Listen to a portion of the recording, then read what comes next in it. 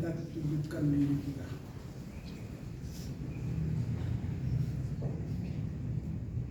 Di pagi hari PMS kami Jumat, kami datang menghampiri hadirat Tuhan. Berkenanlah dalam persekutuan kami. Kami mohon Holy Spirit hadirlah untuk memberikan pencerahan pada kami masing-masing. Kami bermohon kepadamu dalam nama Tuhan Yesus Kristus. Amin. Amin. Saudaraku, tema buat kita hari ini, barang siapa bertahan. Katakan tidak mungkin tidak ada ujian, tidak mungkin tidak ada pencobaan, bahkan tidak mungkin tidak ada penyiasatan. Akan segala sesuatu bisa terjadi untuk menerpa, menekan, mengganggu, bahkan mau melenyapkan kita sekalipun. Maka siapa yang dapat bertahan akan itu. Bahkan bukan hanya bertahan, tapi dikatakan sebagai pemenang.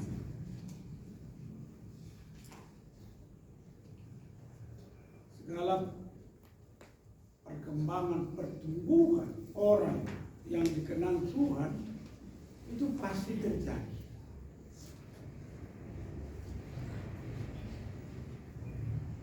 Mari kita membaca buku Tuhan dalam Wahyu pasal 6 ayat 1 dan 2.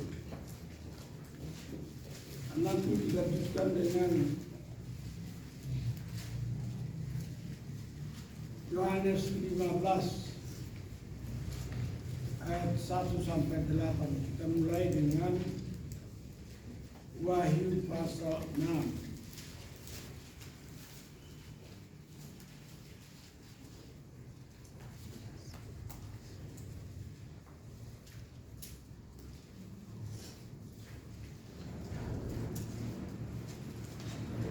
Mari kita membaca.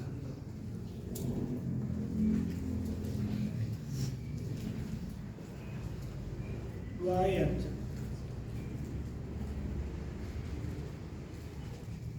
Sama-sama semua. 2, 3.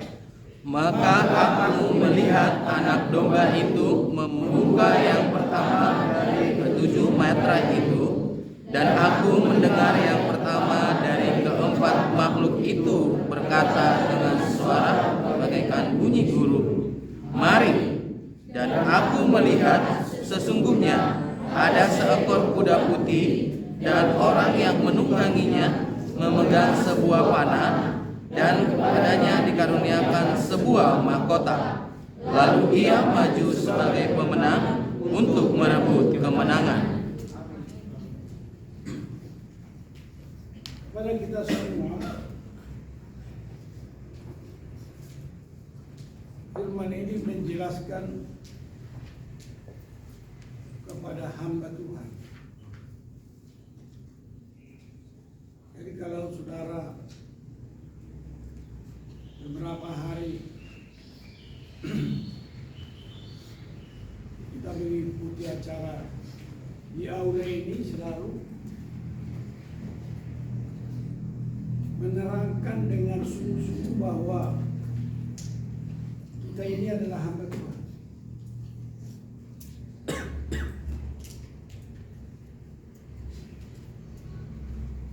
Lalu perikop ini adalah perikop yang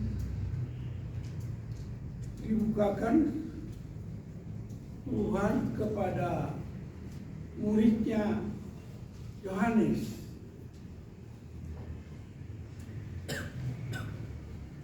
Apa yang dikemukakan?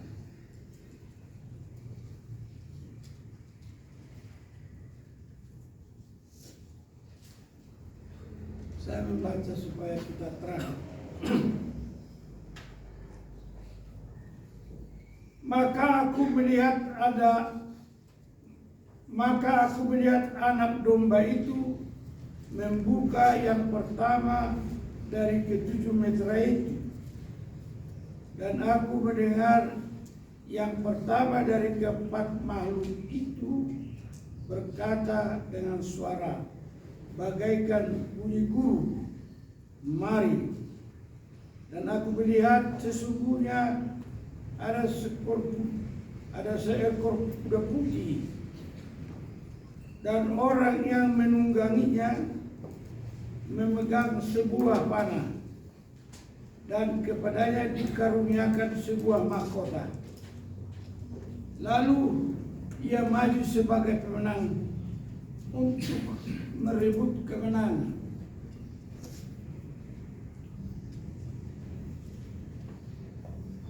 Kepadanya ditegaskan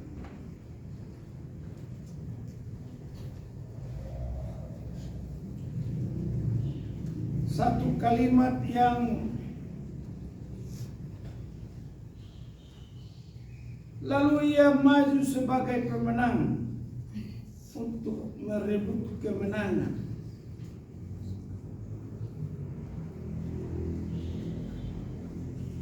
Saudaraku, firman ini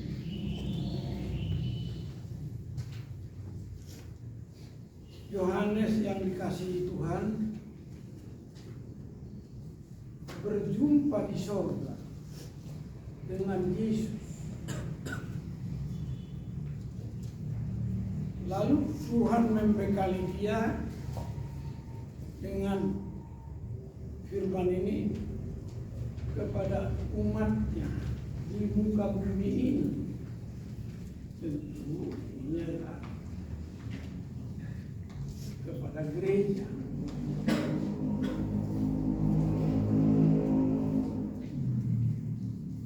Pada gereja. Jadi kalau gereja telah diberikan mahkota, dan mahkota itu adalah mahkota yang berisikan tanggung jawab sebagai pemenang, dan dia mengajak gereja maju sebagai pemenang.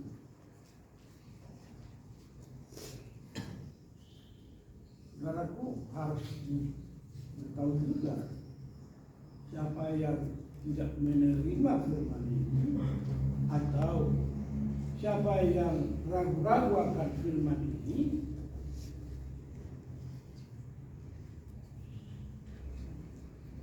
bagiannya adalah neraka. Dari tiga situ, siapapun kita posisinya, posisi apapun kita harus tahu. Ragu-ragu saja akan firman ini, upahnya neraka. Jadi sekarang harus memposisikan diri hamba Tuhan yang dipanggil dan dimahkotai sebagai pemenang, dan harus maju merebut kemenangan. Jadi tidak ada posisi kita santai, tenang-tenang saja.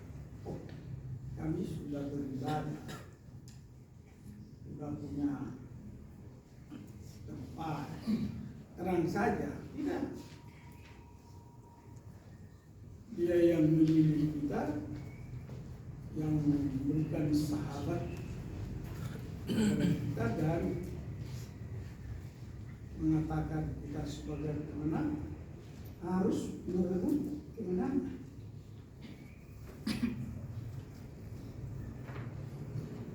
Oleh karena itu mahasiswa baru kita dapat menerima firman Tuhan. Apakah kamu dipanggil?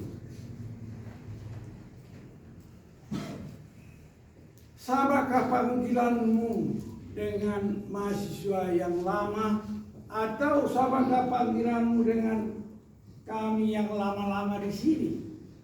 Karena firman Tuhan juga mengatakan yang terdahulu akan menjadi yang terbelakang, dan kamu yang terbelakang juga Tuhan kenal sebagai yang terdahulu. Artinya apa? Tidak jaminan bahwa yang memberikan mata pelajaran mengajar kamu sudah terdahulu dari kamu. Kemarin ada firman Tuhan, kita sama-sama mendengar kompetisi. Jadi Pak berpikir berkompetisi dengan mereka. Apakah kamu udah lama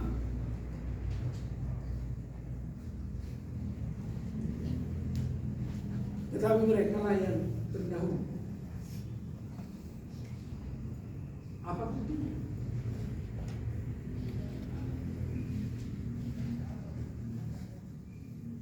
Begitu juga kepada kita semua.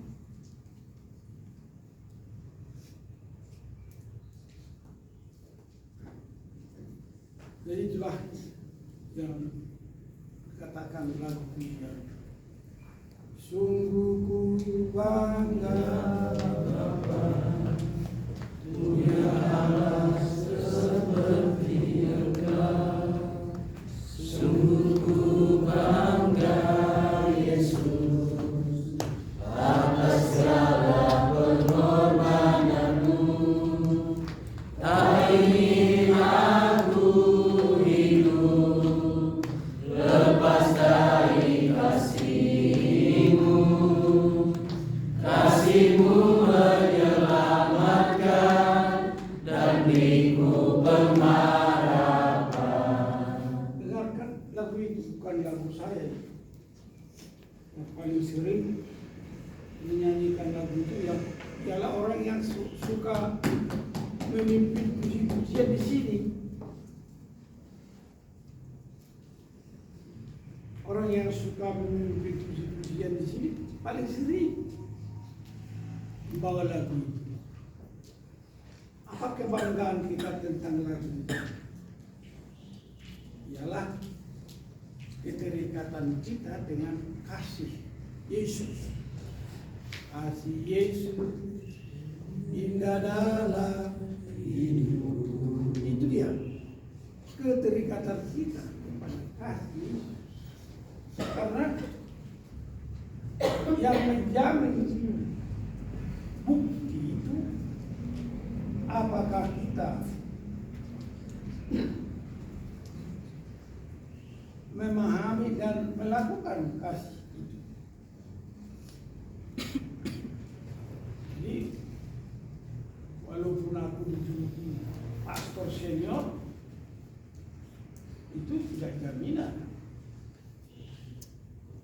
Tapi kamu walaupun kamu mahasiswa baru, kamu boleh membuktikan bahwa kamu dipanggil untuk menjadi pendekar bagi kerajaan Tuhan. Jadi jangan main-main ya. Kamu jangan main-main. Tanganmu luruskan ke depan.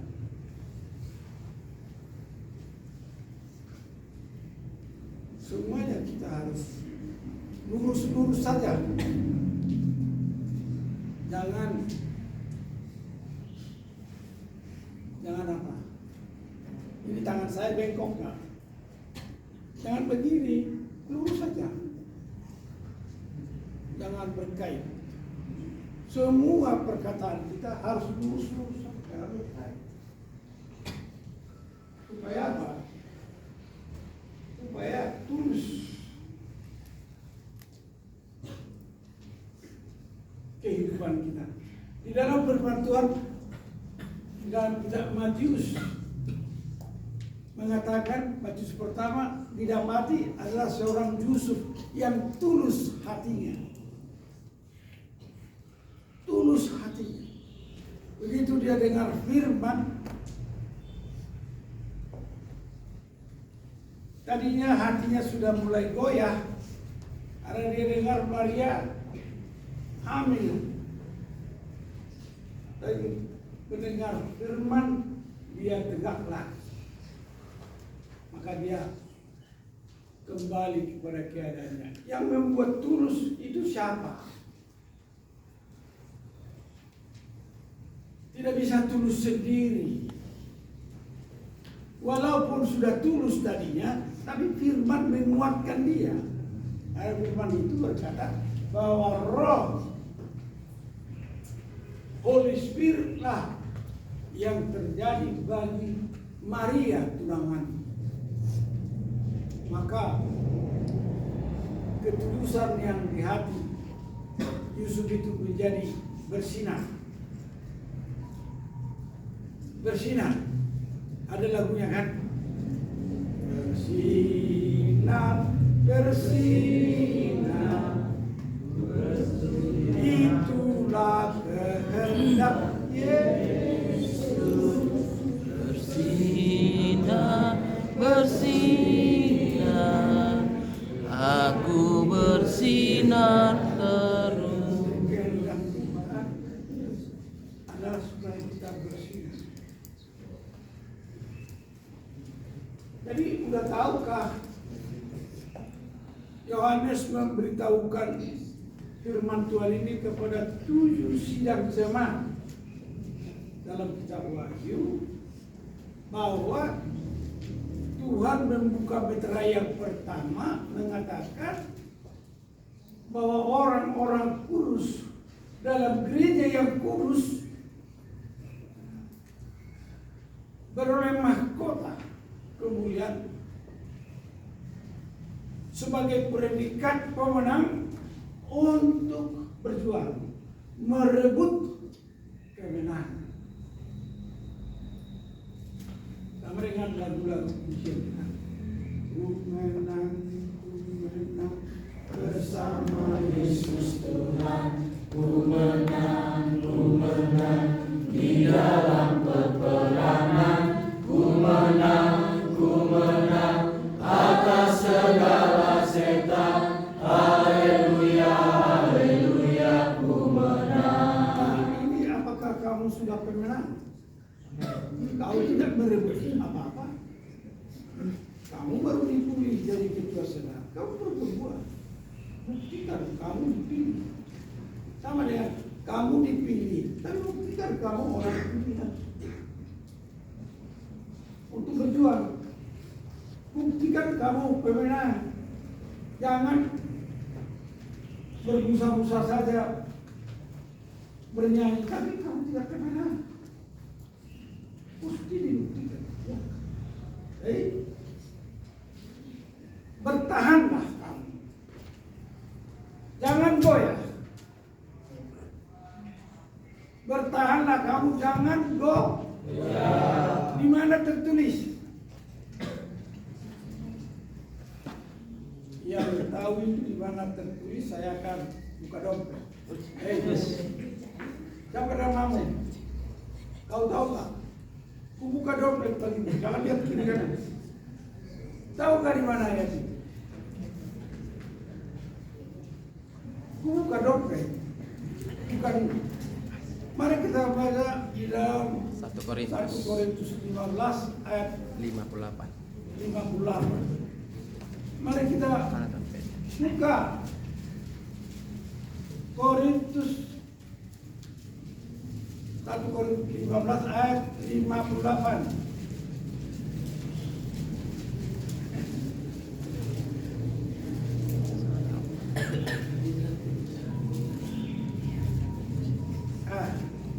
Sudahlah, mari kita baca sama-sama ya. 2, 3. Karena itu, saudara-saudaraku yang terkasih, berdirilah teguh, jangan goyah, dan giatlah selalu dalam pekerjaan Tuhan, sebab kamu tahu bahwa dalam persekutuan dengan Tuhan, jerih payahmu tidak sia-sia. Amin. Kerja keras itu bergengger, jangan holan. Tidak ada upah. Holan ada. Ada holan Tuhan penyiar TV dulu. Begitu dia menang undian miliar, tahu saya, dia dari penyiar TV yang sangat terkenal di Indonesia. Begitu dia dapat undian, dia bagi-bagi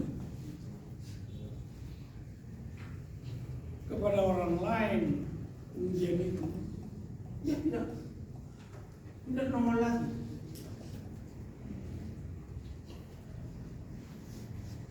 Jadi kita semua ujiannya bisa membuat bertahan atau membuat jatuh ya. Kita bisa, ujian itu bisa membuat bertahan atau membuat kita jatuh. Saya tanya, mahasiswa satu orang tak ada di sini, nggak masuk lagi biaya. Temanmu itu, di mana temanmu itu? Bukan itu, ya perempuan itu sebelah kananmu. Ya, temanmu itu di mana?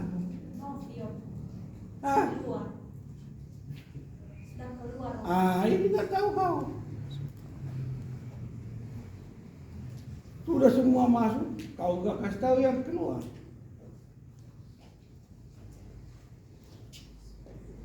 Jadi aku saya tahu ada aku ingat terus mahasiswa ini. Kenapa dia nggak bertahan? Namanya siapa? Kenapa Anda bertahan atau sudah tersandung? Jangan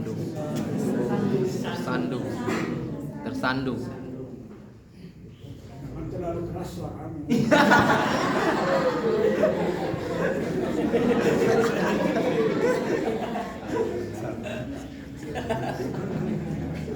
Ya, selamatlah gitu ya.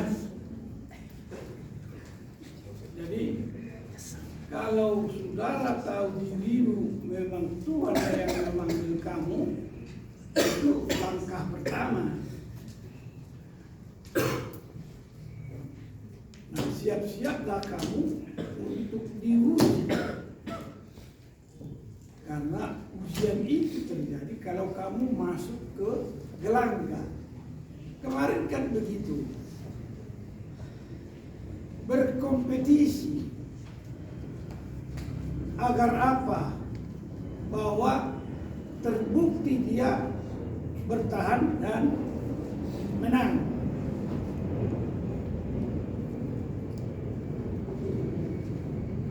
Jadi saya percaya firman Tuhan Wahyu. Kenapa Petra yang pertama itu dibukakan kepada gereja? Karena gereja memang ditugaskan untuk bertarung. Juga gereja itu ditugaskan untuk bertarung, bukan bersembunyi. Bukan. Gereja ditugaskan untuk bertarung. Kalau orang-orang Santosa sini bukan bertarung, kamu itu sudah kalah. Kamu harus bertahan.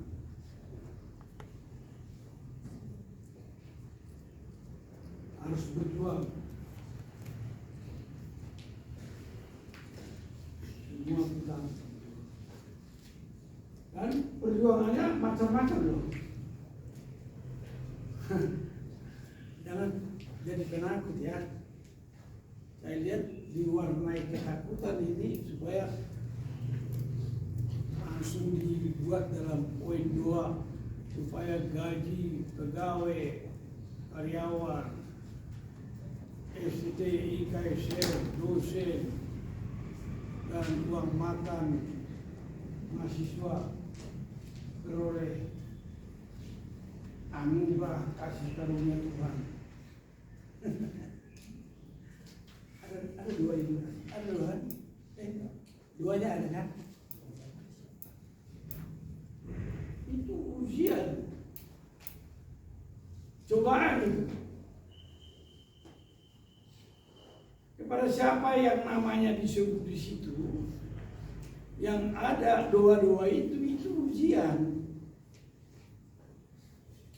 Dan kita harus lolos dari ujian ini, walaupun kita sudah doakan.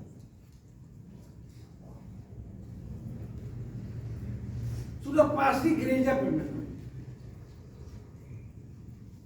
Tadi lagu tadi yang kau bawa itu apa? Kau tadi pimpin lagu yang pertama apa? Nyanyi dan bersorak. Hah? Nyanyi dan bersoraklah bagi Dia. Nyanyi bersorak bagi Dia, Pujian hormat kuasa bagi Raja. Gunung tunduk, laut bergelora, mendengar suaramu. Ku bersuka atas perbuatanmu, selamanya ku kasihi Engkau Tuhan. Tiada janji seperti yang ada padamu. Saya bernyanyi lagu itu tahun 2000. Saya mendengar lagu itu tahun 2000 di Hawaii.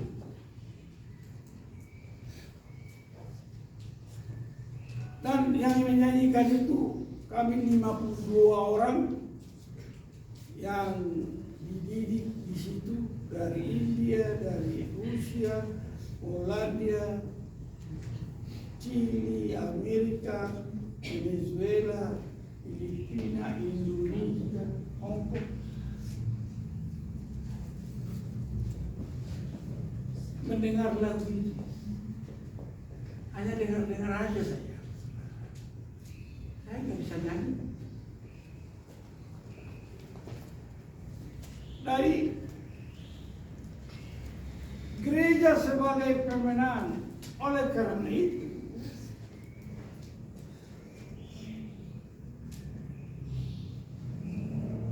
silahkan dari gereja manapun, tak pandang dari gereja mana, asal kau berdiri atas firman-Nya.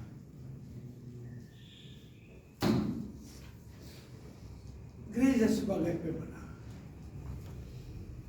Metra yang pertama diserukan oleh makhluk yang pertama dan dibukakan oleh Yesus kepada Yohanes, dibawa ke 7 sidang jemaat dan disiarkan itu.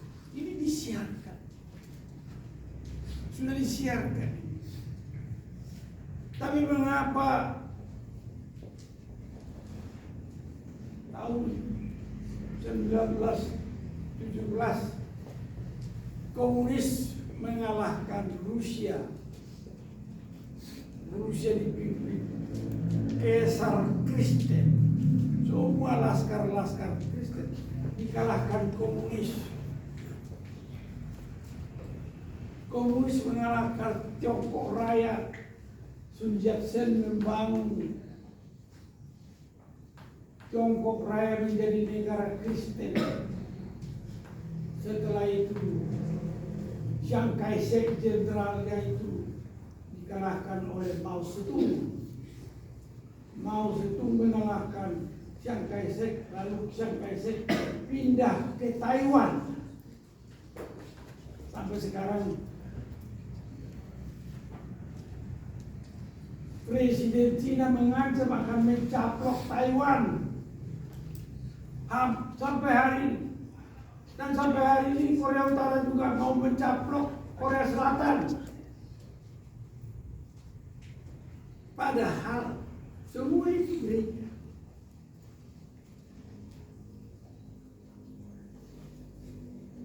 Karl Marx itu seorang anak gereja. Lenin itu seorang anak gereja. Stalin itu pemimpin gereja. Tapi semua kalah, tidak bertahan.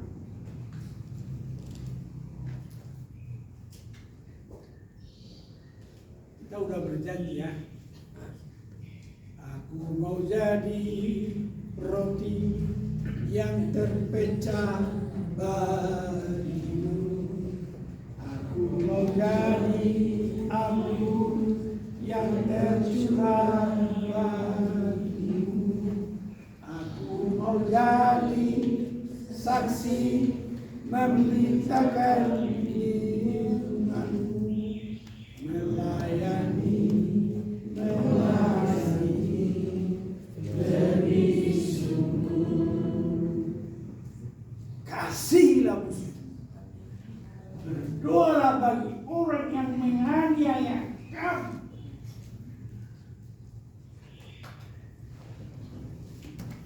Mari kita membaca firman Tuhan dalam Yohanes pasal 15 ayat 1 sampai 8.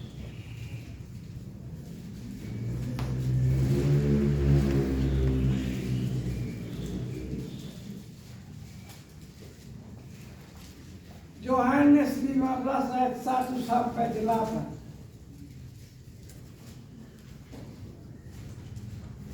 Sudah dapat? Amin. Kita baca dulu. Judulnya pokok anggur yang benar. Ayat pertama saya baca, ayat kedua wanita membaca, ayat 3 pria membaca, dan seterusnya. Akulah pokok anggur yang benar, dan Bapakkulah pengusahanya. Setiap ranting padaku yang tidak berbuah, dipotongnya, dan setiap ranting yang berbuah, dibersihkannya, supaya ia lebih banyak berbuah. Kamu memang sudah bersih karena firman yang telah kukatakan kepadamu. Tinggallah di dalam aku dan aku di dalam kamu. Sama seperti ranting tidak dapat berbuah dari dirinya sendiri kalau ia tidak tinggal pada pokok anggur. Demikian juga kamu tidak berbuah jikalau kamu tidak tinggal di dalam aku. Akulah pokok anggur, dan kamulah ranting-rantingnya. Barang siapa tinggal di dalam aku, dan aku di dalam dia, ia berbuah banyak. Sebab di luar aku, kamu tidak dapat berbuat apa-apa. Barang siapa tidak tinggal di dalam aku, ia dibuang keluar seperti ranting dan menjadi kering. Kemudian dikumpulkan orang dan dicampakkan ke dalam api, lalu dibakar. Sama-sama. Jika kamu tinggal di dalam aku, dan firman-Ku tinggal di dalam kamu, mintalah apa saja yang kamu kehendaki, dan kamu akan menerimanya.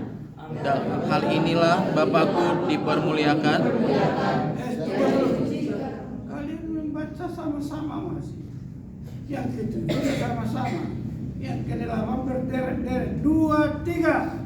Dalam hal inilah Bapakku dipermuliakan, yaitu jika kamu berbuah banyak, dan dengan demikian kamu adalah murid-muridku. Amin.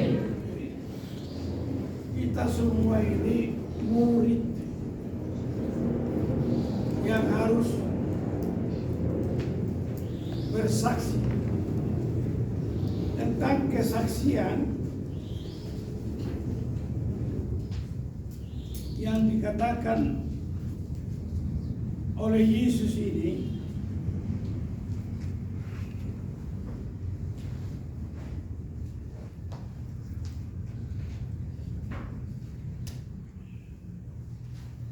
secara tegas itu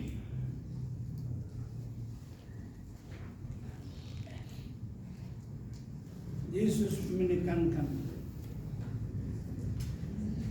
Jadi tidak ada keraguan-keraguan bagi kita karena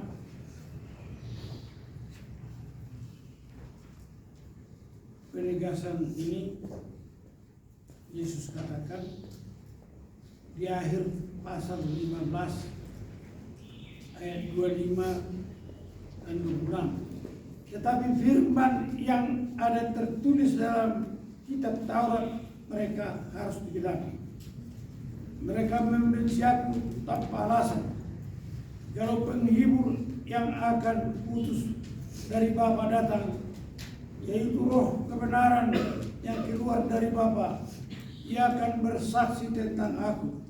Tetapi kamu juga harus bersaksi, karena kamu dari semula bersama-sama dengan aku. Saudara akan mengaku Tuhanlah yang memilih kamu. Jadi kamu, Tuhan memilih kamu, lalu Tuhan menyertai. Maka sekarang penghibur, yaitu roh kebenaran atau Holy Spirit sudah datang. Maka kita harus bersaksi. Bersama siapa? Bersama dengan roh Tuhan. Jadi kalau kamu bersaksi tentang Yesus, bukan kamu sendirian.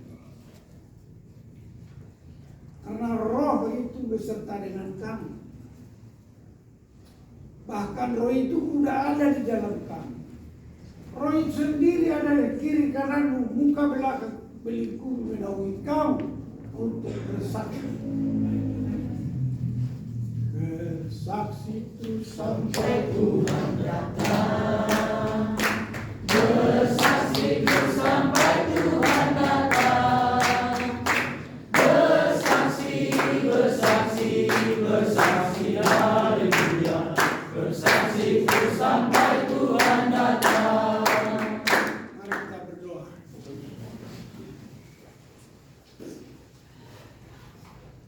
Bapa yang baik, Tuhan Yesus Kristus, apa yang kami dengar pagi hari ini, yaitu peneguhan akan firman-Mu yang di dalam kami, supaya kami menjadi pelaku firman yang tangguh, yang unggul, dan dapat bertahan.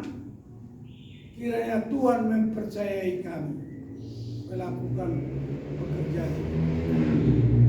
Terpujilah nama Tuhan yang setia, dan kami taat pada janji-Mu. Haleluya, semua berkata amin.